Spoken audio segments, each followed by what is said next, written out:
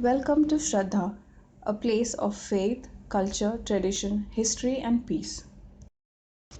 Today, we are going to speak about a peculiar folklore born out of caste system in Kerala, a state in southern India. Odiyan, a tradition, a concept, or a myth. Odiyan is a myth or legend revolving in northern Kerala around the old times, mostly popular in district of Palakkad. Till the 1970s, most of the region was untouched by modernity. Therefore, unlike the rest of Kerala, this region has been able to still survive the old treasures such as Taravads, sacred groves called Pambankavu, Vilichappad, and of course the rich mythology inherited from the ancestors. Odiyan and the stories associated with it is a major part of folklore here. So, who and what is an Odiyan? The Odiyan is a mythical figure, a kind of shape shifting assassin from the stories of northern Kerala. Odiyan were the professional assassins hired by the land owning Nayars and Irava families to kill members of the families whom they thought were their rivals. Those days were strong in caste system and people were divided into Brahmana, Kshatriya, Nayar, Iravas, who are the higher castes, and then you have the lower castes which include Pulaya, Paraya, Pana, Chokliar, etc. Being an agrarian society, most of the rivalries had to do with land disputes. The succession issues within the families were also settled in the same manner. Odiyans hailed from the Panar, Polayar, and Chokliar communities, which were untouchable castes actually. People belonging to these castes were well known for their physical stamina and were feared for their worship of tribal deities, which were considered more powerful than the local gods and goddesses. It was believed that black magic, including bad rituals and practices, gave them powers which could be matched only by a seasoned and very powerful mantrigan. Mantrigan is a powerful magician who is equally powerful. What are the powers of an Odian? Odians practice Odividya, a most evil form of black magic. Odian is a sorcerer who has many supernatural abilities, like the ability to run on four limbs and jump really high and climb trees really quick, inhuman stamina, and of course the ability to shapeshift. Odians at night created the fear like creatures of darkness and grow out of people's fear of darkness like ghosts and vampire. So how did they do this? As per the folklore or legend, the Odians apply an oil obtained from killed human fetus on their ear. Sounds gross, isn't it? This was supposed to give them powers to assume forms that they desired. They could shapeshift into any desired form.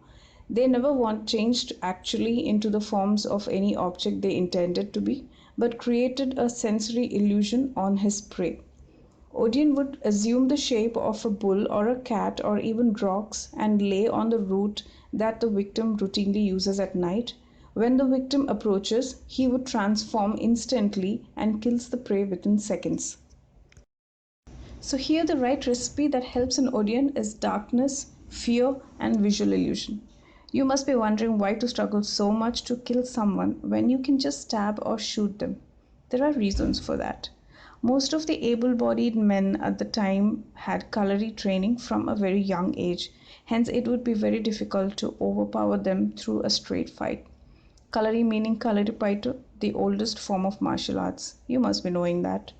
Also, the reason to hire an Odian to kill someone was that the operations were covert, so the people who arranged the assassin did not want themselves to be involved in a mess and for this to go public. Then the Odians were also experts in disposing of victims' bodies, leaving no trace. The Odian attacked their victims after first giving them a shock of fear in the silent night, which left the victim terrified and paralyzed, unable to react immediately. To do this, they chose the late night hours and appear as any animal with deformity. The Odian may take a form of a bull or a dog with only three legs and no tail, or a strange looking horse without any movement. This amuses the onlooker and makes him come closer for examination. A shock at this moment gives Odeon the time and ease to attack the victim. It is also said that after attacking, the Odeon transfers an evil energy on the victim so that the victim dies after a week as to make it look like a natural death. But a seasoned mantrik or a Tarwad elder could easily recognize such make of illusion by the Odeon and act accordingly to create a protection and to not get overpowered by the Odeon's illusion. There is a story about a well-known mantrik who was returning home at night when he encountered two bulls. He soon realized the trap, pronouncing some spells to counter the Odeon and overpower his charm. The mantrik tied the two bulls together and took them to a river nearby and washed their ears. With the oil washed off their ears, they took human form and begged the mantrik for forgiveness. One has to be strong-willed and strong-minded to be a powerful Odeon. Sounds like a tale. Anyways, let's talk about the oil the Odeons use. It is said that the illusionary power of Odeon comes from the oil called Oditailam that they apply on their earlobes and go into a subconscious stage for hours. They say the power of this oil is such that it creates a companion of evil body with the Odeon that creates a mask in front of him. Even dogs cannot see an Odeon at that time.